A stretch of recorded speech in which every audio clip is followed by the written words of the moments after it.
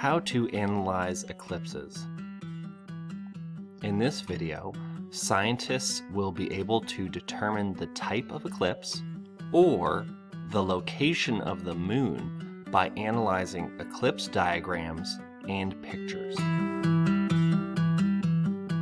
Just a quick reminder that a lunar eclipse happens when the Earth gets in between the sun and the moon, or the Earth's shadow hits the moon. A solar eclipse is the opposite arrangement. In a solar eclipse, the moon is in between the Earth and the sun, and the moon's shadow hits Earth. Again, when the moon is in between the sun and the Earth, you get a solar eclipse. And when the Earth is in between the sun and the moon, you get a lunar eclipse. Now, you might be asked to analyze a diagram that looks like this. In this diagram, the sun is on the right, the moon is in between the sun and the Earth, and you can see the Earth rotating on the very left of the diagram. The question might be, would you expect to see an eclipse? Explain why or why not. So I'll keep in mind that you only get an eclipse if the moon is in between the sun and the Earth, or if the Earth is in between the moon and the sun. In this example, I can see that the moon is in between the sun and the Earth, so yes, I would expect an eclipse. And in fact, I would expect a solar eclipse because the moon is between the Earth and sun, so the moon's shadow could hit Earth. What about in this example? Would you expect to see an eclipse? In this example, I would not expect to see an eclipse. The moon is not between the Earth and the sun, and the Earth isn't between the sun and the moon. In this case, neither the shadow of the Earth or the moon would be hitting the other one. But what if you're given a picture and asked to decide where the moon is in the picture? So to determine the position of the moon, you really want to ask yourself two questions. First, what can you see in the image? And two, is the light coming from behind the moon or reflecting off of the moon?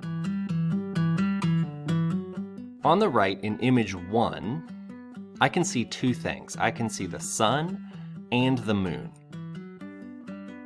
I can also tell that sunlight is coming from behind the moon.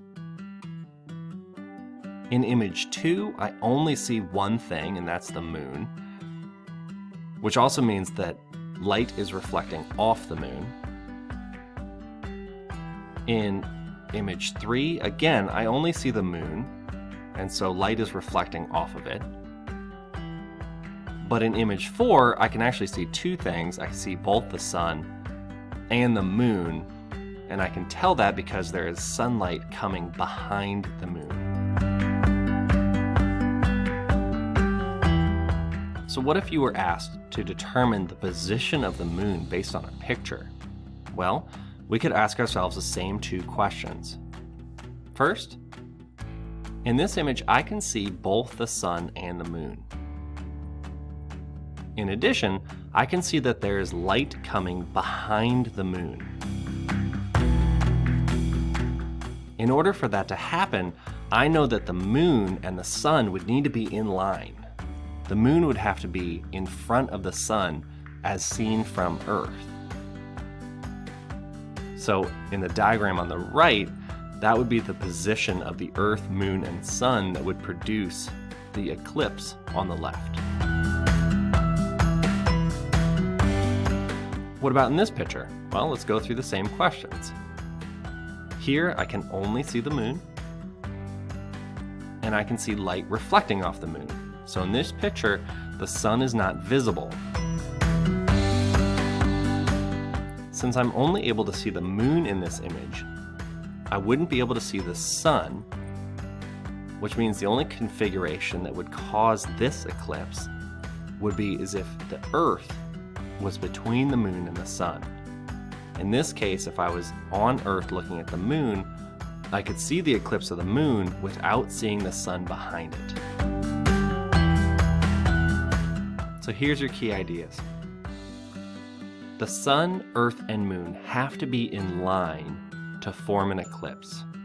And it's important to use the clues in the pictures of an eclipse to determine the type of eclipse.